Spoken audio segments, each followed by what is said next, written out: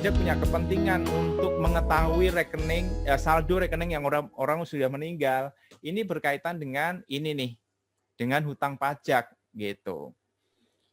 Apa yang terjadi dengan hutang pajak? Saya kira Bapak Ibu juga sudah pernah baca berita ini. Ini berita lama tahun 2016 gitu ya. Ada seseorang di Blitar sudah meninggal, itu harta warisnya disita aparat. Kenapa? Karena dia menunggak pembayaran pajak. Jadi bagaimana sih peraturan perpajakan kita yang membuat ini bisa disita gitu kan? Kita bisa lihat di dalam Undang-Undang Nomor 19 Tahun 2000. Jadi kalau Undang-Undang 19 2000 itu tentang penagihan pajak dengan surat paksa, 20 tahun 2000 itu tentang BPHTB, itu urut-urutan tuh. Ini nanti kita bahas semua di sini. Kebetulan ada semua. Jadi di dalam undang-undang itu disebutkan bahwa kalau misalnya seseorang punya utang pajak, kemudian dia dalam tanda kutip melarikan diri atau menghilangkan diri atau tidak mau menjalankan kewajibannya itu, maka akan diterbitkan namanya surat paksa. Ya, itu sesuai dengan pasal 10 ayat 3 Undang-Undang 19 tahun 2000. Siapa yang akan dikejar? Kan orangnya udah kabur nih, gitu ya. Ya pasti dia dulu yang dikejar. Kalau dia kabur gimana? Kalau dia kabur, maka yang dikejar adalah orang dewasa yang tinggal bareng, ya, atau kerja bareng. Kalau tinggal bareng kan berarti keluarga ya paling dekat istri atau anak, gitu kan. Kalau kerja bareng ya mungkin kalau dia direksi, ya dia akan dikejar direktur yang lain, gitu.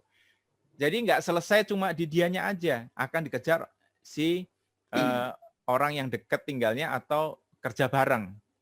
Terus kalau misalnya orangnya ternyata udah meninggal nih, gitu, maka dicari ahli warisnya atau pelaksana wasiatnya kalau dia punya wasiat. Nah, udah dibagi belum gitu? Kalau belum dibagi, maka orang yang ngurus itu yang nanti akan dikejar. Nah, ternyata warisannya udah dibagi, maka kalau warisannya sudah dibagi, maka ahli warisnya yang akan dikejar. Itu kira-kira Bapak dan Ibu. Nah, bagaimana kalau misalnya ternyata udah dikejar-kejar semua gitu ya, ini dari A sampai D itu ya, ayat 3 ini ya, pasal 10 ayat 3 sudah dikejar semua, ternyata dia masih bandel atau ahli warisnya masih bandel, hutang pajaknya itu 100 juta minimal, artinya gini loh, kalau hutang pajak 100 juta itu nggak gede loh. Mungkin kalau Bapak Ibu yang di industri asuransi, mungkin kayak Pak Dandung gitu, pajaknya saya kira udah lebih dari 100 juta setahun gitu kan. Jadi pajak 100 juta itu kecil sebenarnya. Jadi utang pajaknya 100 juta, orangnya tidak kooperatif, peringatan 1, peringatan 2 dia bandel gitu ya, maka akan dilakukan namanya sita pajak. Nah, apa aja yang bisa disita? Saya kasih bold di pasal 14 ayat 1 adalah barang bergerak, termasuk mobil, perhiasan, uang tunai, deposito, tabungan, saldo rekening koran, giro, atau bentuk lainnya yang bersamakan dengan itu. Nah, itu yang menyebabkan tadi Dirjen Pajak minta, kalau ada orang yang meninggal dunia, ada keluarganya mau cairin, maka kamu harus lapor ke Dirjen Pajak. Maksudnya kamu tuh si banknya. Kenapa? Karena kalau orang itu punya utang pajak, maka dia akan disita dulu. Gitu, disita sampai dilunasi. Gitu. Kalau sampai nggak dilunasi, ya diambil itu ininya, nilainya gitu ya, nilainya diambil. Termasuk di dalamnya ada saham, surat berharga lain, piutang, penyertaan modal, dan atau barang tidak bergerak ya, tanah, bangunan, kapal dengan isi kotor tertentu. Nah, di sini yang menarik adalah polis asuransi itu bukan termasuk barang yang bisa diambil sebagai materi sita pajak. Nah, itu kabar gembira buat kita semua yang berkecimpung di dunia asuransi. Nah, ini Bapak Ibu bisa sampaikan kabar gembira ini kepada nasabah-nasabahnya bahwa polis asuransi itu barang yang tidak laku digadai, jadi nggak perlu taruh di safe deposit, barang yang tidak bisa atau tidak dikategorikan sebagai aset yang bisa disita oleh pajak, oleh aparatur pajak. Gitu kira-kira ya. Kalau polis asuransi Pak, saya tambahin Pak, kalau hilang bisa dicetak ulang ya, gitu ya. Iya, jadi dicetak ulang, hanyut dibawa banjir juga bisa dicetak ulang ya Pak ya. Tinggal bayar 50.000 ya. Ya. Gitu. Jadi Bapak Ibu tadi kita bicara nomor 1 tentang terlalu banyak uang di Nah Pak Basri, saya tambahin tambahin boleh ya? Ya, ya, silakan. Tambahin. Nah, jadi teman-teman tadi di sesi di awal itu mengenai tabungannya, tabungan deposito. Itu tadi mengenai Pak Basri ada singgung mengenai single account dan joint account. Nah, itu teman-teman mungkin saya yakin kalau teman-teman di praktisi banyak yang paham tentang single account dan joint account, tapi di luar sana masih banyak masyarakat yang kurang paham dengan aturan-aturannya. Nah, aturan seperti apa? Aturannya ketika membuat, oke, mereka mungkin tahu ya dijelaskan pihak bank. Tapi ketika kita dalam kasus ini salah satunya meninggal dunia, maka pihak keluarga yang mengurus ini misalnya nih ada yang anak sama orang tuanya joint account and atau or. Nah, maka perlakuannya ini kalau single account oke, mungkin nanti harus diurus seperti biasa. Tapi kalau yang joint account mostly mungkin saya masih mendapat beberapa teman-teman yang di luar sana yang saya jumpain, mereka masih belum paham, oh kalau or kan bisa saya tarik juga gitu loh.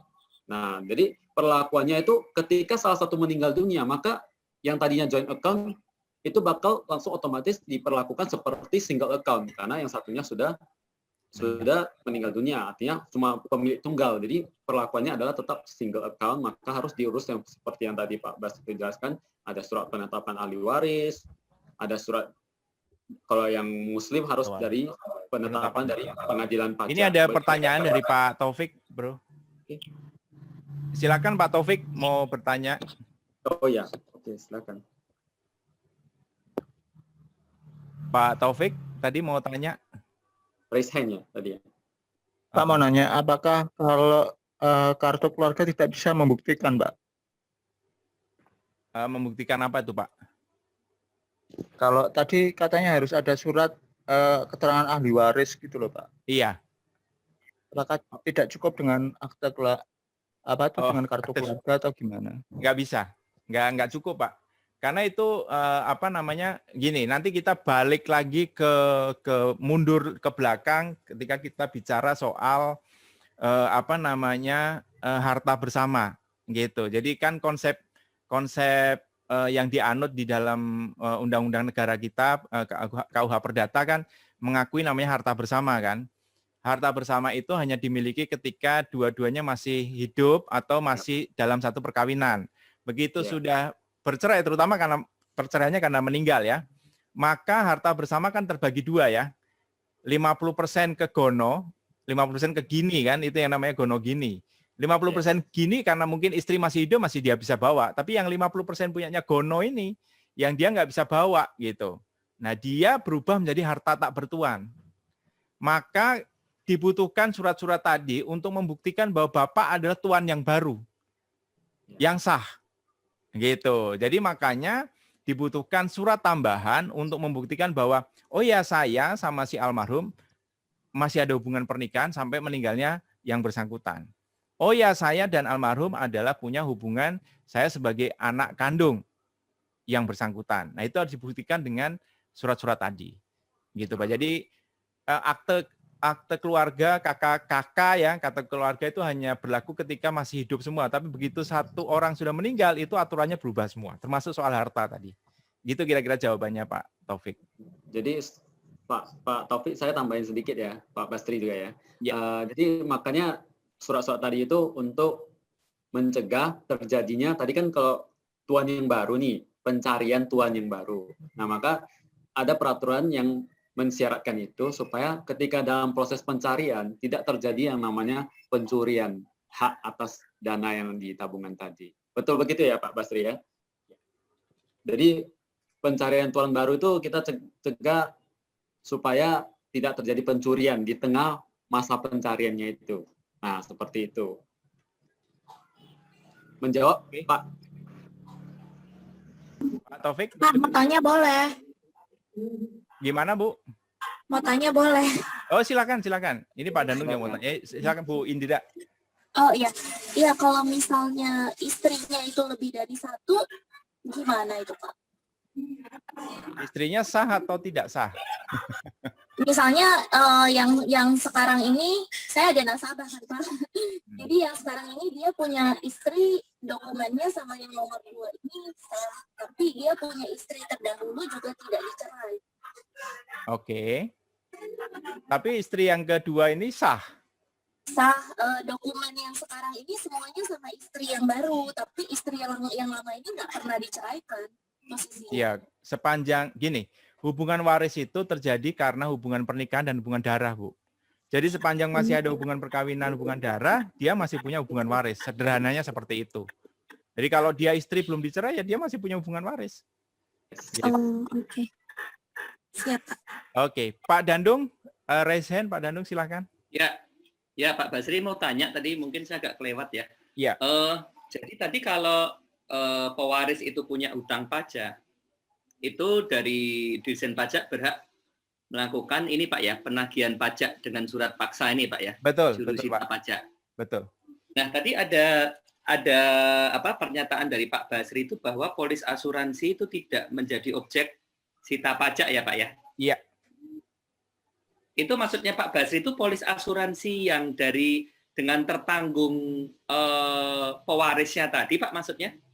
Iya. Yang orang yang sudah meninggal maksudnya Pak? Oh. Iya, jadi kan misalnya gini, ada seorang suami punya polis, dia sebagai pemegang polis nih. Ya kan? Ya. Kebetulan tertanggungnya dia juga gitu. Terus kemudian dia ngutang pajak nih. Nah, polisnya dia itu tidak termasuk apa yang disebut di dalam pasal 14 ayat 1. Gitu. Jadi tetap polis itu bisa tetap dipegang oleh keluarga. Kalau dia meninggal ya manfaatnya cair kepada keluarga tanpa harus khawatir itu nanti disita oleh pajak, karena polisnya itu masih polisnya tetap dia pegang lah, istilahnya bukan termasuk di dalam yang disita. Gitu. Oke. Kalau dia meninggal kan berarti tertanggung meninggal kan berarti masuk ke rekening ahli waris Pak ya? Ya. Penerima manfaat maksudnya. Ya. Itu bisa dijadikan objek sita juga nggak Pak? Enggak, karena sudah masuk ke... Nggak bisa? Enggak. Jadi yang disita adalah rekening yang bersangkutan, Pak. Jadi asetnya yang bersangkutan. Yang meninggal itu Pak ya? Iya, asetnya yang bersangkutan. Oke. Jadi aset dari keluarga itu tidak bisa disita untuk menutup hutang. Enggak, kan gini. Kalau kita bicara misalnya asetnya bentuknya rumah, ya bisa ikut kesita, Pak. Kan rumah itu kan biasanya atas nama suami. Istri tinggal di situ, ya itu bisa ikut kesita.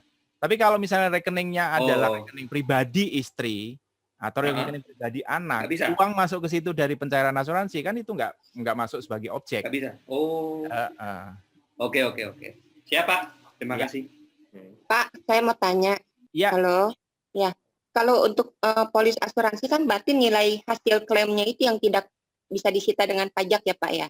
Iya. Terus bagaimana kalau misalnya yang pemegang polisnya itu nggak bayar pajak, bagaimana dengan preminya atau nilai investasinya? Itu akan dikejar nggak sama Ditjen Pajak? Gitu? Kalau kita bicara unit link kan OJK bilang bahwa manfaat unit link, mau itu UP, mau itu hasil investasi, itu masuk sebagai manfaat dari perusahaan asuransi, manfaat dari produk asuransi. Gitu. Jadi nggak dipisah-pisah. Jadi satu gelondong aja, Bu. Kalau misalnya, karena kan investasinya nggak pasti juga ya. Maksudnya kan di dalam polis kan selalu disebut bahwa hasil investasi bila ada, gitu. Jadi ya, terus kalau preminya bagaimana Pak? Maaf ya. Premi maksudnya gimana, Bu? Maksudnya dia kan misalnya selama ini nggak bayar pajak. Nah, uangnya itu kan dia setornya berarti uang yang tidak dikenakan pajak. Itu jadi masalah nggak ke itunya? Pelaporan pajak nih ya. Saya kira itu beda konteks ya. Kalau gitu. premi itu kan kita ngomong soal penghasilan, kita ngomong soal laporan di SPT. Tapi ini udah jelas ngutang pajak, Bu. Jadi Ibu misalnya nih, jadi agen asuransi, kalau agen asuransi kan enak ya, langsung dipotong gitu ya. Misalnya ada profesi lain, misalnya jadi pembicara. Pembayaran dari vendor itu selama ini masuk ke rekening Ibu. Harusnya Ibu ada kewajiban bayar PPh di situ dan Ibu nggak bayarin. Nah, itu baru bermasalah di sini. Tapi bahwa uangnya Ibu pakai buat bayar premi, mau dipakai buat apa terserah Ibu sebenarnya. Gitu. Ini berkaitan dengan kewajiban. Enggak, walaupun dia nggak bayar seperti tadi Bapak bilang, misalnya dia nggak bayar pajak penghasilan, itu nggak masalah dengan premi yang enggak, itu beda konteks. Jadi utang pajak itu memang Ibu seharusnya bayar pajak, Ibu nggak bayar. Nah, itu yang jadi masalah. Gitu. Sama dengan ibu harusnya bayar premi, ibu nggak bayar premi, jatuhnya lapse. Ya kira-kira kalau di asuransi ininya seperti itu logikanya. Gitu. Jadi saya mau konfirmasi lagi. Jadi kalau Hmm. misalnya nasabah tidak bayar pajak penghasilan untuk masalah jika meninggal itu ahli waris nggak akan dikejar soal pajak yang penghasilan nggak dibayar itu ya. Oh, kalau premi nggak ada urusan ya. Oh ya, Pajak itu tidak bisa berurusan. soal penghasilannya. Heeh. Ya, terima kasih Ya. Pak. Oke. Ada Oke, lagi? Pak.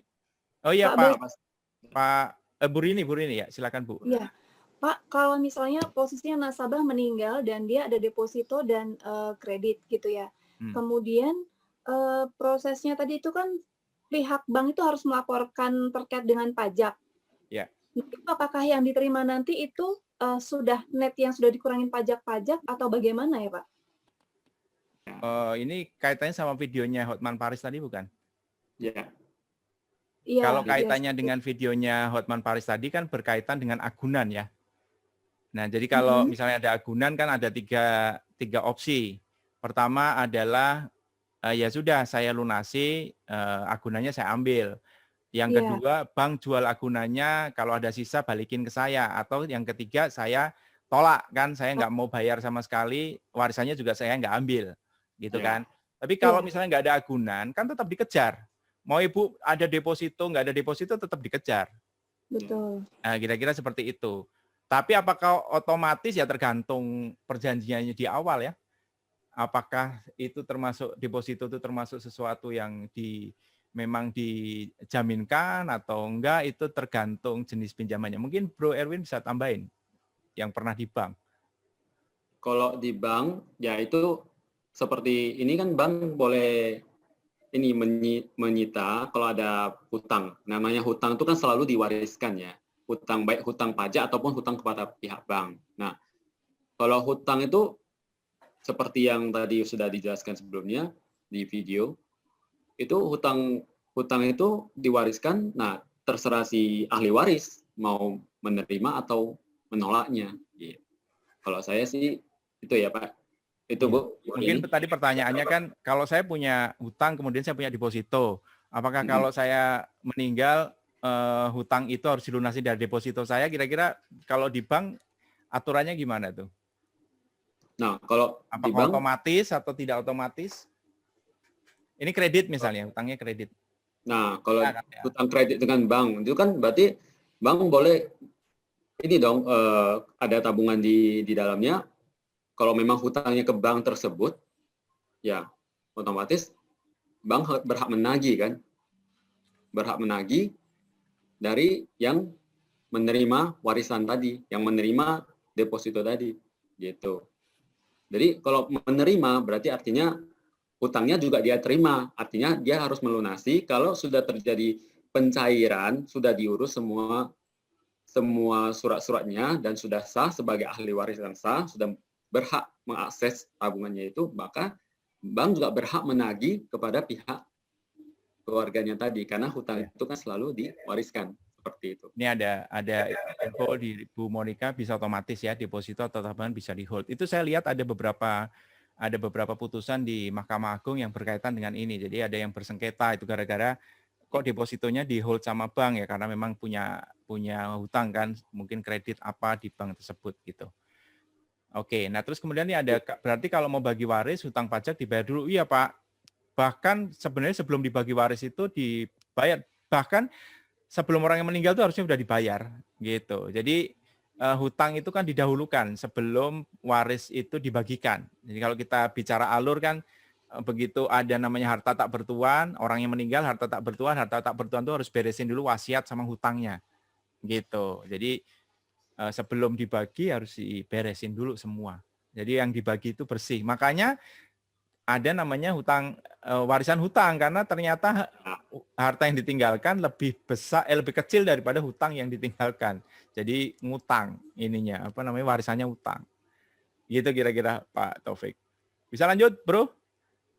Pak, Mas Ri boleh tanya? Oh iya. Satu lagi. Oh Pak Kunto ya, sorry. Masih ada Pak Kunto, Pak Kunto.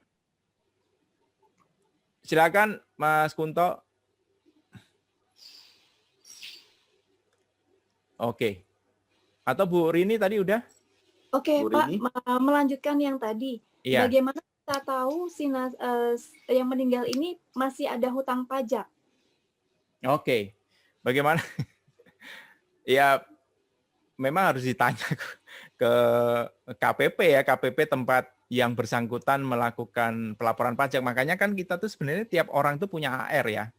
Punya istilahnya apa sih? Account representatif Account representatif di kantor pajak gitu. pajak ya. Kalau saya kebetulan kenal tuh, akrab tuh sama AR-nya di kantor pajak. Soalnya kalau apa-apa saya bisa dibantu informasi cepat. Nah, Ibu mungkin sebaiknya kalau ini nasabahnya juga harus tahu AR-nya di kantor pajak siapa. Gitu. Jadi kita bisa tahu dari si AR-nya.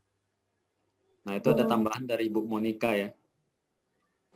Kalau Kalau ada utang pajak pasti benar surat sih ya. cinta, ada surat Iya. cinta.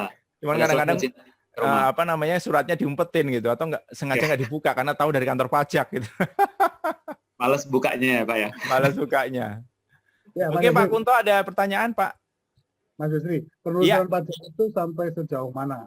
Jadi pertanyaannya kaitannya dengan apakah yang ditelusuri itu hanya kaitannya dengan utang pajaknya yang meninggal. Bagaimana kalau yang punya tunggakan pajak itu ahli waris dan seterusnya itu sampai di mana ininya? Clear. Oke Pak. Jadi hutang pajak itu melekat ke pribadi ya. Jadi kalau misalnya seseorang punya hutang pajak, memang kewajiban dia untuk beresin.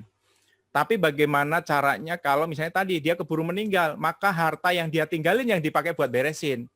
Ya. Gitu sih Pak. Jadi kalau nanti ada anaknya juga utang pajak, ya urusannya anaknya sendiri aja. Gitu. Jadi dikejarnya sampai lunas aja. Artinya kalau ahli warisnya punya utang pajak bukan berarti kemudian. Kenapa Pak? Kalau ahli warisnya punya utang pajak? Terus kemudian waris yang diterima itu dipotong gitu ya untuk bayar pajak nggak ya? Oh enggak. Jadi melekat ke pribadi di atas. Jadi harta dia yang dia tinggalin kan itu nanti akan dibagi waris. Nah sebelum dibagi waris harus diberesin dulu pajaknya. Gitu. Jangan sampai keluar surat paksa ini. Kira-kira seperti itu. Makanya ini kan kejadian yang ini nih. Jadi dia udah meninggal, dia punya utang pajak 3,6 miliar, yang disita adalah harta waris dia. Gitu. Ini yang real case-nya kan ini. 3,6 miliar. Oke, terus ada... Pak Basri boleh tanya? Ya boleh, silakan Pak. Ya, kalau Undang-Undang PPH kan kalau klaim asuransi itu tidak masuk objek pajak ya Pak ya? Tidak masuk objek pajak. Tapi bagaimana kalau polis itu tidak dilaporkan di SPT dari tertanggung, terus kemudian tiba-tiba masuk di SPT ahli waris Pak? Apakah itu menjadi permasalahan? Nah itu Pak. Kalau yang saya ikut di beberapa kelas pajak itu akan jadi masalah. Jadi memang sebaiknya polis asuransi itu dilaporkan di daftar harta. Kenapa? Nanti supaya cair, masuk uang income yang tidak biasa kan jumlahnya kan. Jadi misalnya nih ke istri tidak bekerja. Secara profil pelaporan pajak ikut suami. Tapi tiba-tiba pada suatu titik orang pajak menemukan dari pernyataan rekening bank ya, misalnya suaminya kasih UP 2 miliar. Ada masuk uang 2 miliar. Bank akan menelusuri ini uang dari mana? Oh dari perusahaan asuransi. Nanti ditanya tuh pada saat nanti pemeriksaan pajak akan ditanya, ini uang 2 miliar dari mana? Oh dari pencairan UP. UP yang mana nih? Dicek di daftar harta suaminya, nggak pernah ada itu. Itu yang akan jadi masalah sebenarnya. Gitu. Jadi sebaiknya memang dilaporkan. Dan sebenarnya kan gini, lapor sama bayar itu kan dua urusan yang berbeda ya. Itu yang kadang-kadang orang suka rancu. Lapor SPT sama bayar pajak penghasilan itu kan sesuatu yang berbeda. Kalau kita lapor mah kita pokoknya apa yang kita milikin kita laporkan dengan asumsi kita sudah bayar pajaknya dengan benar. Gitu. Nah, kalau diumpetin justru biasanya ada masalah di pembayaran pajaknya. Kira-kira seperti itu, Pak. Jadi kalau pertanyaan tadi ya jawabannya adalah sebaiknya dilaporkan. Ya. Oke. Bu Rini ada lagi? Ya. Oh, Bu Rini? Bu Rini ada mau tanya lagi, raise hand tadi? Bukan yang di chat itu Pak, pertanyaan. Oh, yang sama dengan Pak Taufik ya? Oh, ada kemungkinan tidak Pak setelah harta waris dibagi ke ahli waris baru ada surat tagihan dari kantor pajak. Ya mungkin aja Pak. Mungkin surat selama, kan gini, penagihan pajak dengan surat paksa itu suratnya 3 kali. Pertama adalah surat peringatan pertama, surat peringatan kedua, baru nanti terbit surat sita pajak. Gitu. Jadi bisa jadi surat pertama, surat kedua udah nyampe sebenarnya ke yang bersangkutan, cuman diumpetin, keluarga nggak tahu. Tiba-tiba setelah terima surat kedua ini stroke gitu, meninggal. Nah, baru nanti sudah dikubur apa segala macam, datang surat yang ketiga dari kantor pajak. Nah, itu bisa terjadi. Bisa terjadi. Gitu ya. Nah, itu Bapak bisa baca di undang-undangnya di pasal Undang-Undang Nomor 19 tahun 2000. Itu detail disebut di situ. Termasuk yang tadi saya bilang aset-aset yang disita dan tidak termasuk disita, gitu ya. Karena kalau undang-undang kan apa yang disebut itu yang apa namanya apa yang disebut disita ya disita, di luar itu berarti enggak kan gitu. Kalau undang-undang kan bilangnya gitu. Oke, lanjut, Bro. Pak Bastri tadi sempat nyebutin tentang automatic exchange of information. Ya, betul. Nah, itu berarti kalau misalnya teman-teman kalau di lapangan ada nasabah-nasabah yang punya tabungan, deposito di Singapura ya biasanya ya, Singapura, atau punya asuransi, beli asuransi di Singapura, itu berarti otomatis informasinya bakal nanti terdeteksi ya sama dirjen sama orang pajak ya, gitu ya. Ya. Oke. Berarti seperti yang pernah diceritakan, disampaikan Bu Sri Mulyani ya, hanya ada dua yang tidak bisa lari dari seorang manusia, yaitu kematian dan pajak, betul ya? Oke. Lanjut, Bro. Boleh, next. Oke. Nah, problem keduanya adalah jenis bom waktu yang kedua itu adalah dalam bentuk properti. Jadi uang yang kita banyak, tapi taunya beli properti. Nah, kalau zaman dulu itu, kalau di kampung-kampung itu sering yang namanya beli tanah, ya, properti berupa tanah. Atau kalau sekarang ini apartemen, rumah tinggal, rumah kos. Nah, jadi kalau di properti ini kendala yang harus kita kenali itu seperti apa? Nah, banyak biaya yang timbul ketika terjadi transaksi. Nah, ini ketika terjadi transaksi antara dua belah pihak. Nah, ini bisa dilihat bagian yang seperti ini. Nah, kalau yang punya tanah menjual, maka pemilik tanah dikenakan yang namanya PPh 2,5%. Nah, kalau di balik nama, maka pembeli ataupun developer yang membeli itu dikenakan BPHTB. Nah, baik membeli, menjual, ataupun menyewakan, itu semua dikenakan yang namanya bea atau pajak. Nah, ini kondisi dua belah pihak masih dalam keadaan hidup. Artinya transaksi tetap jalan, masih dalam kendali. Oke. Nah, kalau dari developer, developer ada bangun perumahan, ada yang dijual kafling, ada yang dijual apartemen, ada yang dijualnya perumahan. Maka, nah struktur biayanya seperti itu. Ada PPh. Nah, kalau dijual lagi, maka ada banyak sekali biaya-biaya ya. Kalau teman-teman bisa lihat di bagian ini, biaya-biayanya ada yang sewa, ada yang jual, maka akan dikenakan PPNBM, bahkan kalau yang tergolong kategori barang mewah ya seperti apartemen. Kalau perumahan, kalau nggak salah perumahan itu yang di atas 10M, maka dikenakan yang namanya PPNBM ya, barang mewah ya. Seperti halnya mobil kalau mobil yang seperti Ferrari itu juga dikenakan PPNBM ya. Cuma nominalnya kalau mobil yang berlainan. Nah, ini mungkin teman-teman bisa lihat di sini ya.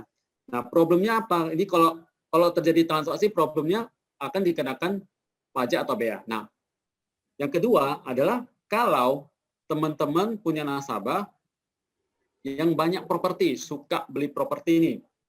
Nah, ketika dalam kondisi sehat walafiat, sehat dan produktif, maka dia tetap bisa mengendalikan semua biaya ini. Oke. Nah, tapi kalau sudah yang namanya diwariskan, nah, diwariskan, misalnya punya banyak properti, rumah, apartemen, tanah, diwariskan kepada pihak keluarga.